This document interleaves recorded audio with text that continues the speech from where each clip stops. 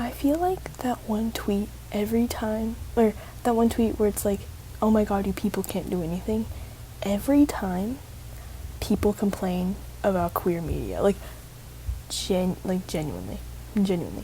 And it's not like, I'm not talking like the actually valid criticisms, like if it's too sexualized, if it's like clearly misogynistic, this and that, those are valid. I'm not talking about that, okay? I'm not talking about that. Me getting heated for no reason. I'm not talking about that, okay? I'm talking about people complaining about queer media, but you wanted this, and yet you're mad that we have it, and now you're complaining, like, oh my god, you people can't do anything. I saw this edit of Heated Rivalry, like, I don't know, maybe a couple months ago at this point. I don't remember, but I remember it bashing, or maybe not a Heated Rivalry edit. It was like an edit of like media in general, and it included Heated Rivalry, and it was like specifically highlighting about how lesbian TV shows and all these movies and everything with like lesbian characters always get canceled, which, yes, I understand. Yes, I'm a lesbian. Yes, I hate the erasure.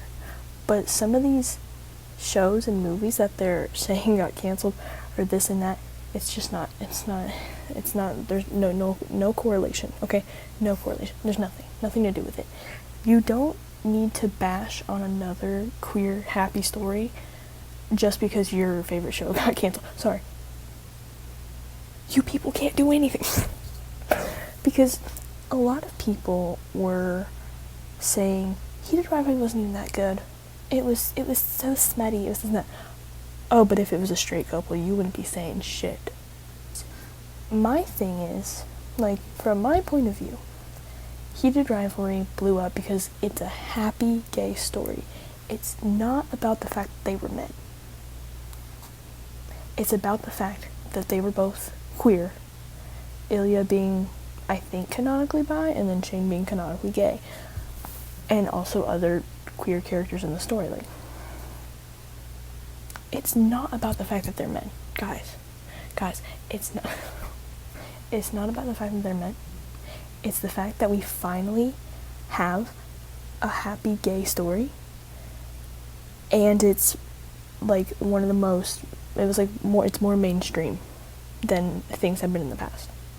Like, the fact that so many people have paid attention to it, have been like, oh my god, this is the best thing ever, I need 15 of these immediately, and like, even like, sorry, but like, including the straight people, like, it broadens our horizon so much, and y'all don't care. Like, you are just complaining because they're happy and they're men. Heaven fucking forbid. Jesus Christ. Like, I'm not trying to be a man defender. That's not my point. I'm defending the gays, not the men. Do we understand, like, specifically?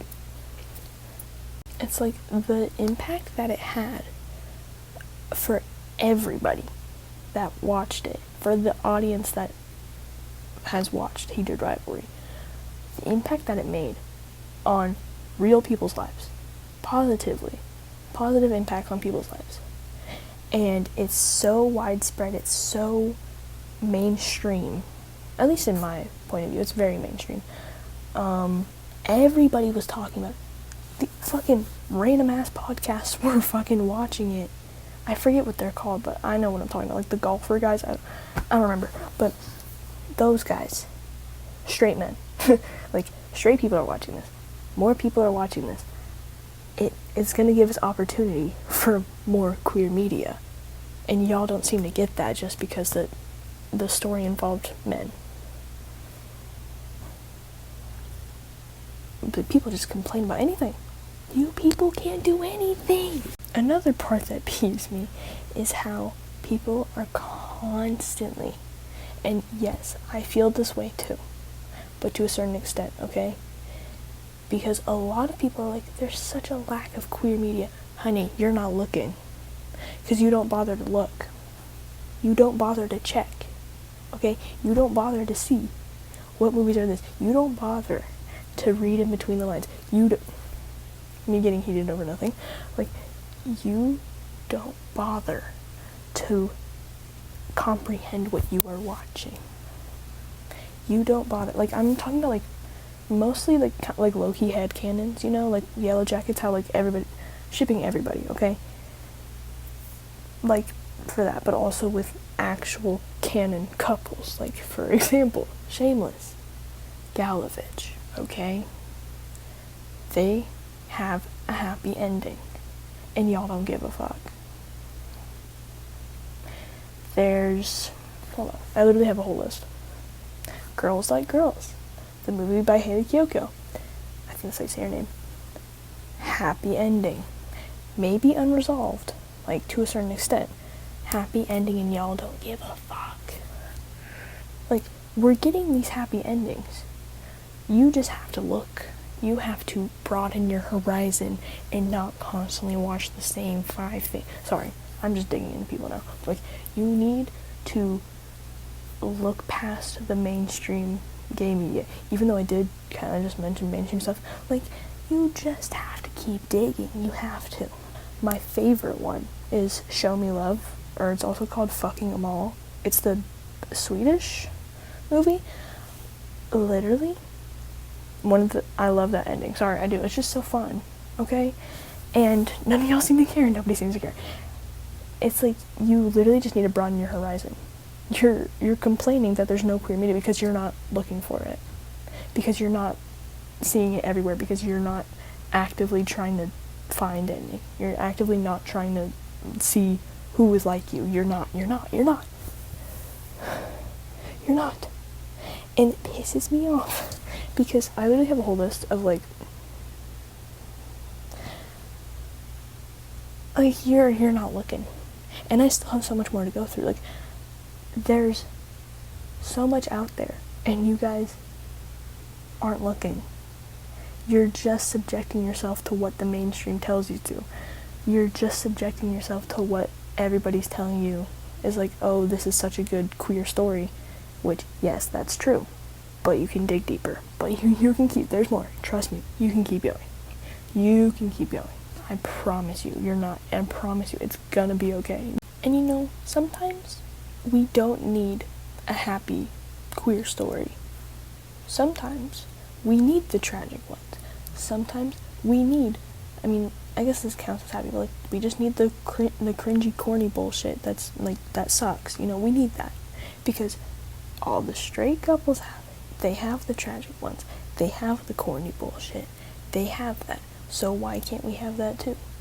Queer media just doesn't have to be just happy for everybody to be included. You know what I'm saying? Like, for example, I'm still going mainstream, like, kind of. At least in, like, the space that I'm talking about. Like, these are the titles that you would definitely know. Like, Moonlight. It's not necessarily happy. It's not sad. It's just unresolved. And we need that. Because, getting philosophical, life can be unresolved. It's always not, you're not going to always have a happy ending with one person. You're not always going to be tragically, like, over this person. You're not going to be so distraught over a person. Sometimes things are just the way they are. And that's the beauty of it, okay?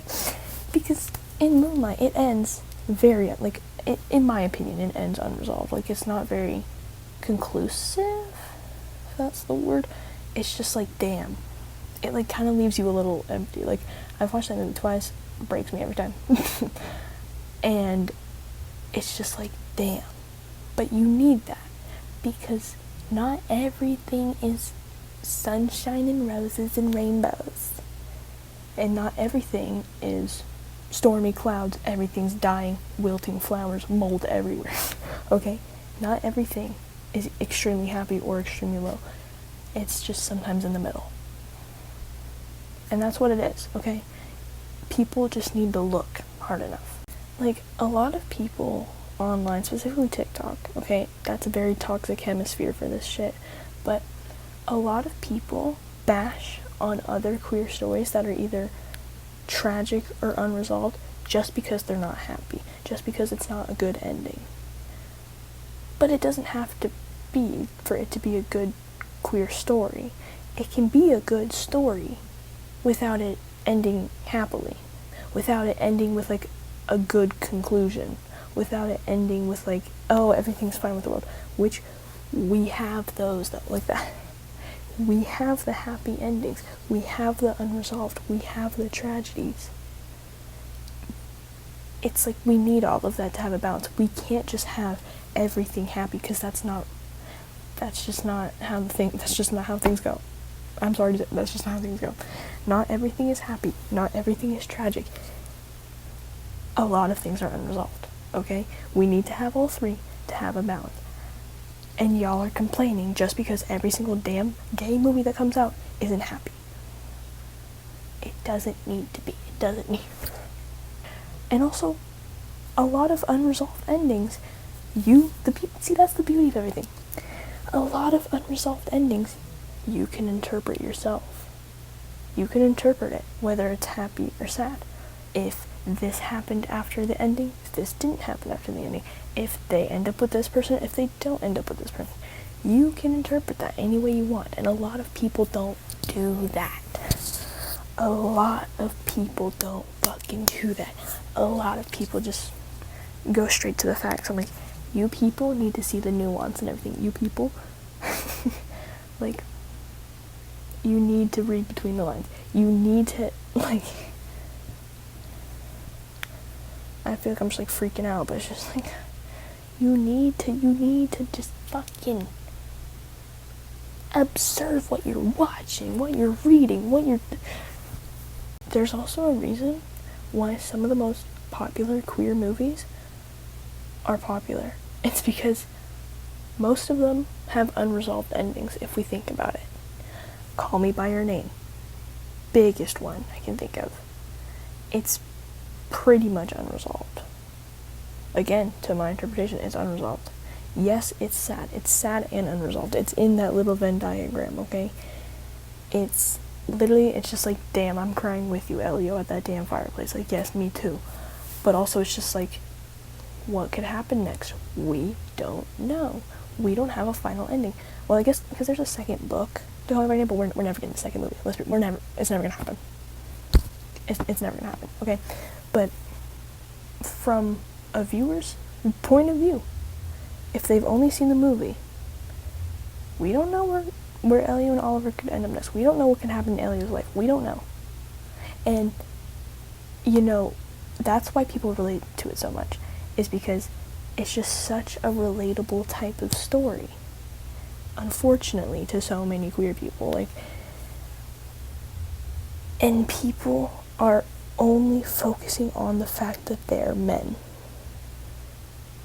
Not everybody, but just like a lot of people who only see the movie surface level, who think of it as it's a weird thing. It's like, oh my god, the age gap was so weird. That's the point. The point was the age gap. That was the entirety of the story. Because I saw someone in some fucking edit comment. They were like, yeah, it's really weird. It's like, they should have made Elio of age. Honey, the point was is that he was underage. If he was of age, it wouldn't have made sense. Okay? It wouldn't work as well as it did. He's supposed to be naive. He's supposed to be stupid. He's supposed to be constantly all these emotional highs and lows. He's supposed to be. If he was older and this and that, the story, we would have nothing. There would be nothing to work with. There would be nothing to, like, be relatable to, you know? Like, there would be nothing, like, to attach to if he was 18 or older. If he was, like, because people are saying he should have been in his 20s. What? Hold on. It's just like, I'm gonna just like, what? What do you mean? The whole point is that he was stupid and naive and dumb. They haven't read the Call Me by Your Name book, which explains so much.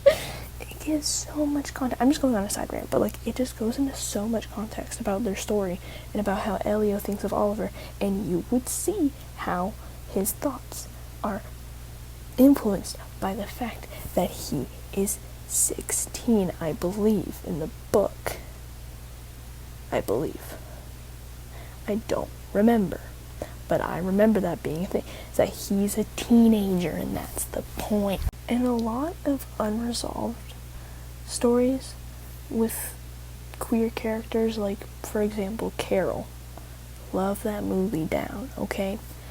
It's a resolved ending to me because it just ends off very, like, I don't know, like, not bittersweet. That's not the right word, but it's like in that realm. It's just like, you're literally just like, damn.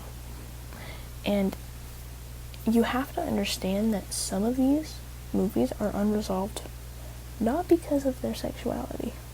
It's because of their characters, okay? Which, yes, can involve their sexuality, but it's not primarily on the fact of that, okay? It's about so many other things, okay? Like with Carol, for example, I mean, the main thing is that they were caught sleeping with each other, right?